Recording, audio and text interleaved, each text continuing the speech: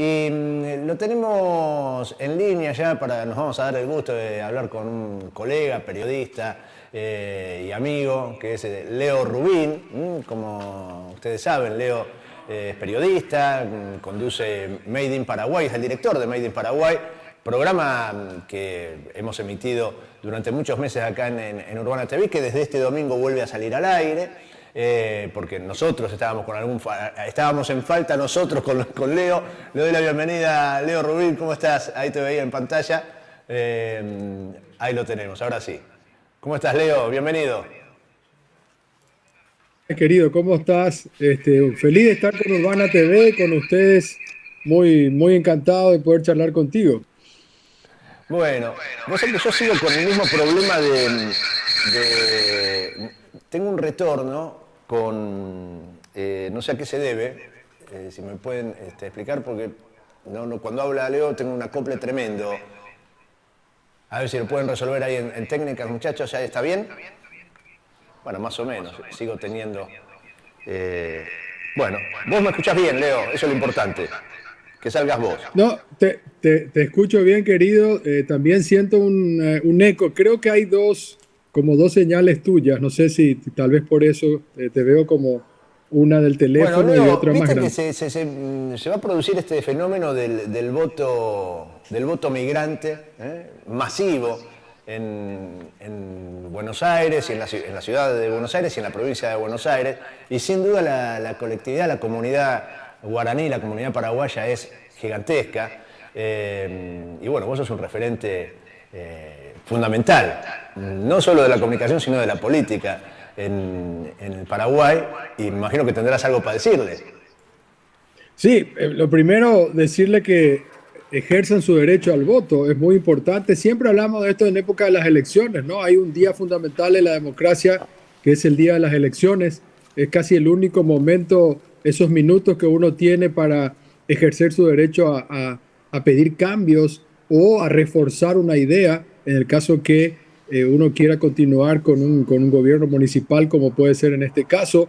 Es muy importante que nuestros compatriotas que nos están viendo, no solamente en la Villa 31, sino en todo el Gran Buenos Aires y a través de los canales internacionales de Urbana TV también, sepan que hay como 60.000 casi paraguayos en la ciudad autónoma de Buenos Aires que tienen la posibilidad de ir a votar, y que tienen que ir, porque uno cuando está ante un hecho trascendental como una elección, tiene que levantarse, como hace todos los días, un día domingo en este caso, hacer la cola que tenga que hacer, y reforzar esa idea que te decía antes, ¿no? Muy importante para nosotros observar lo que va a pasar en la Argentina también.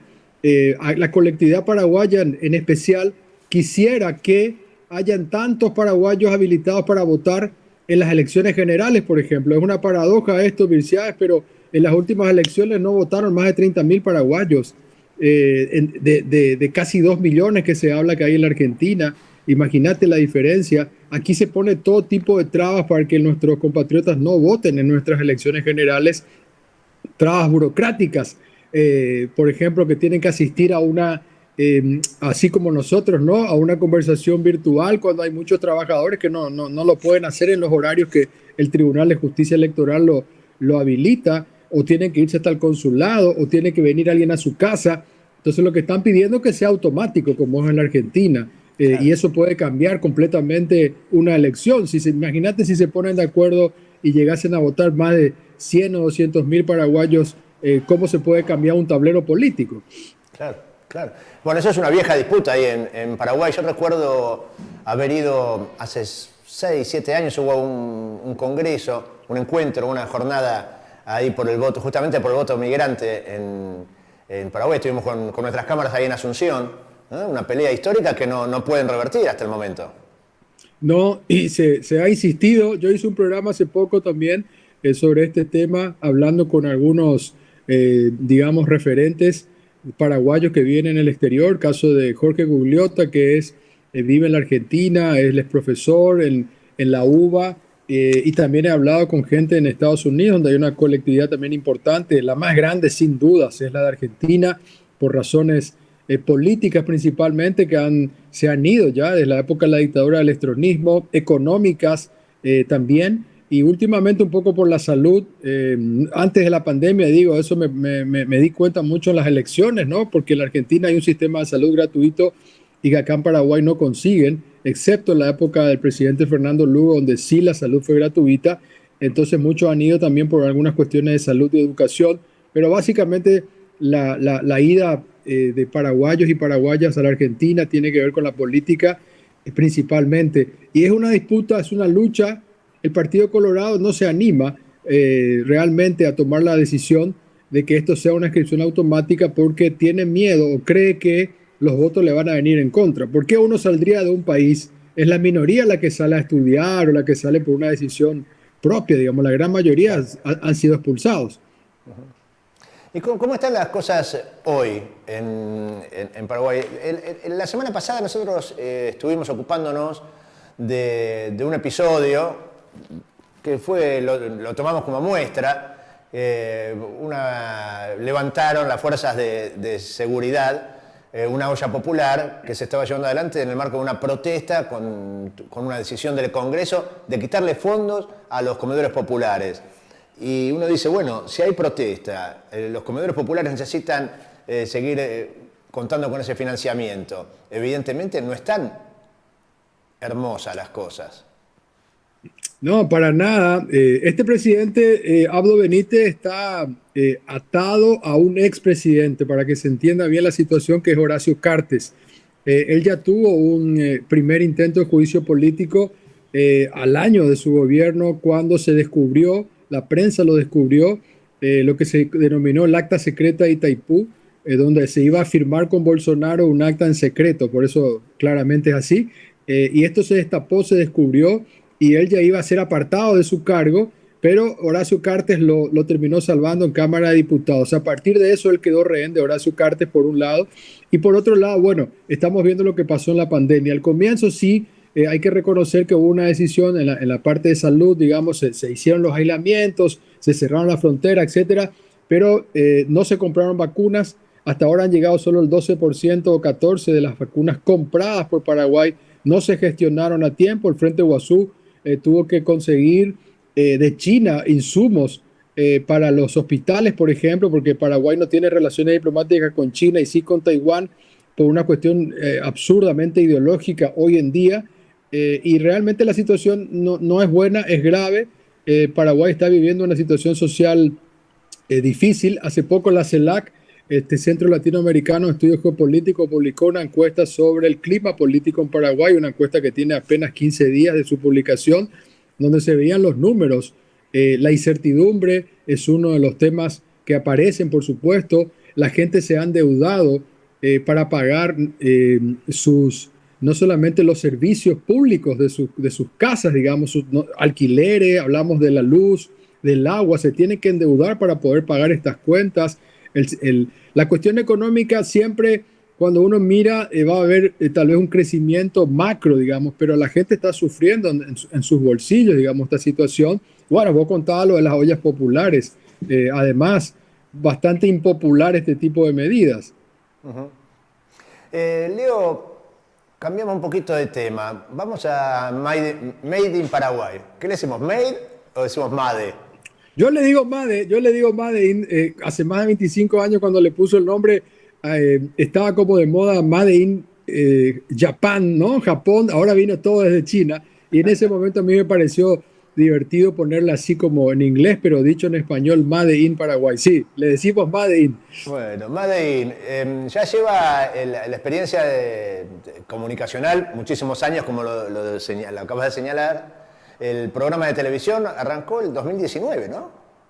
El programa, bueno, yo hice en el 2019 otro programa de televisión que se llamaba Red Social, que era otro tipo de programa, iba los domingos a la noche, Made in Paraguay con esta versión radio y TV en simultáneo.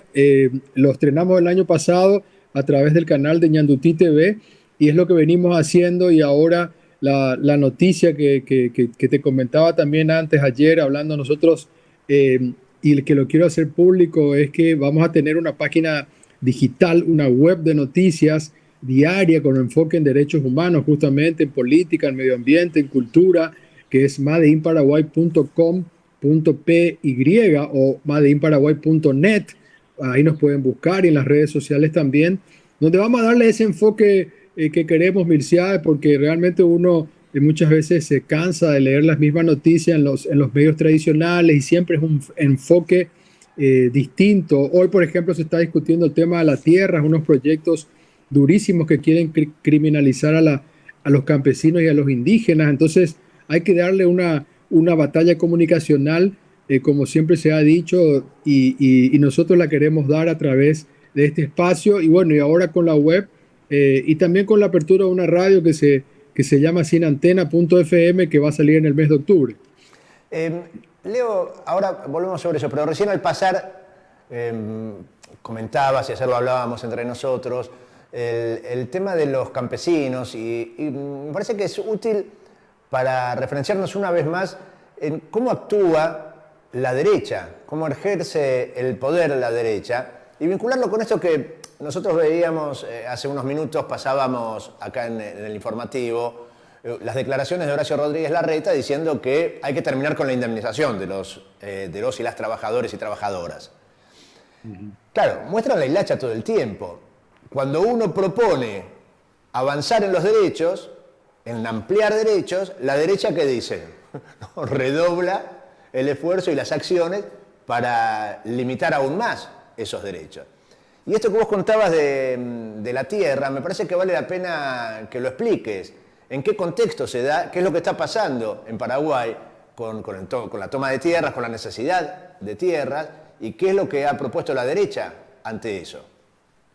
El problema de la tierra es un problema gravísimo, no resuelto hace años. Es el problema más grave. Yo lo vengo diciendo desde mi programa de radio, pero te diría hace 10 años fácilmente que repito, este es el gran problema del Paraguay. Hay que recordar que pues, tengo que hacerte una historia rápida, ¿no?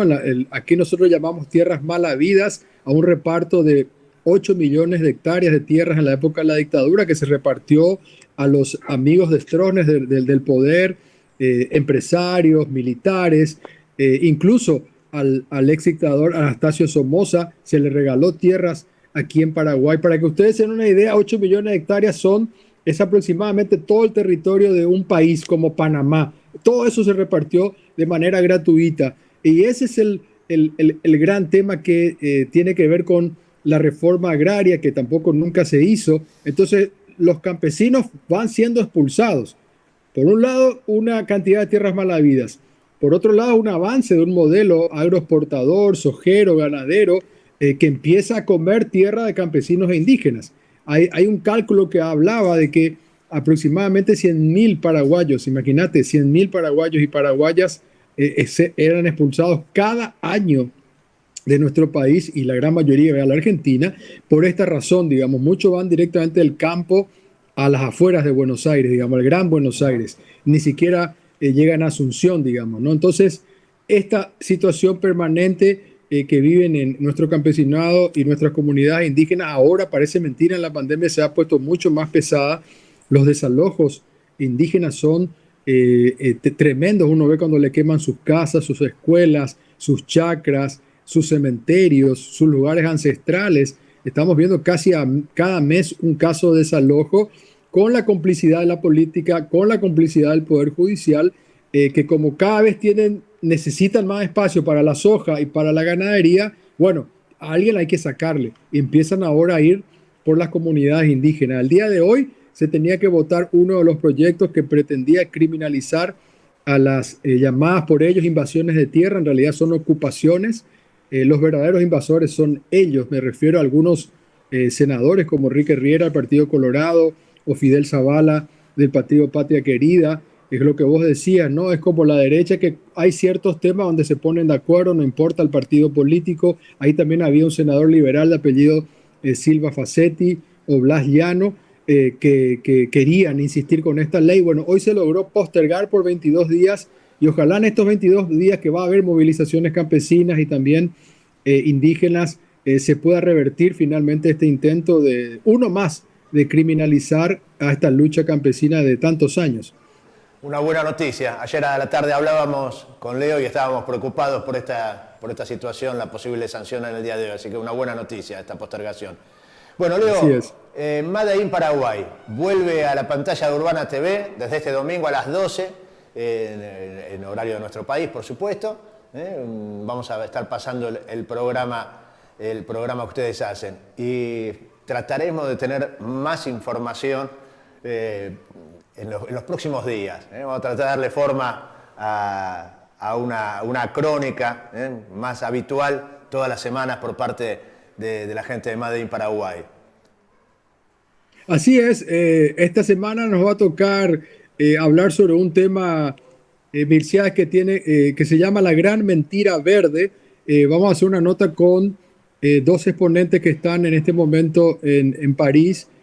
Una es la directora de la campaña de Survival International, es una ONG indigenista mundial, y a un líder también indígena de Colombia, activista por los derechos humanos, quien va a hablar con nosotros sobre esta campaña llamada La Gran Mentira Verde, que vamos a explicar en detalles y que va a estar en Urbana TV, en el primer canal villero de la Argentina, por supuesto, y con mucho gusto para nosotros.